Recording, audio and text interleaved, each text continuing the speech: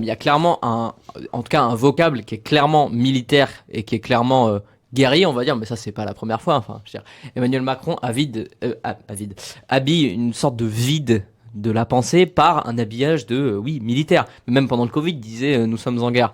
Bon, de fait, on n'était pas vraiment en guerre. La guerre, c'est un peu différent de ça. Mais effectivement, il y a aujourd'hui dans le monde une montée en tension, pour l'instant régionale, que ce soit sur le front ukrainien ou alors dans ce qui se passe à Gaza, en Palestine. Il y a en tout cas un appel à des imaginaires guerriers qui est clairement là, alors qui, je pense, est surtout du registre de l'extrême droitisation du langage, et qui invite surtout Des idées aussi. oui, du langage et des idées évidemment, mais qui invite surtout à en fait nous faire rentrer dans ce cercle-là. Et je pense que évidemment ce que dit Emmanuel Macron depuis plusieurs jours désormais est non seulement très contradictoire. C'est-à-dire que, enfin, on n'y voit pas clair du tout sur quelles sont ses ambitions.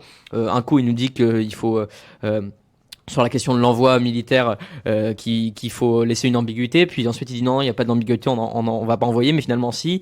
Pareil, il y a hier à l'Assemblée nationale le secrétaire d'État aux relations internationales qui portait un discours clair, fort, et un discours que la jeunesse attend sur ce qu'il se passe à Gaza.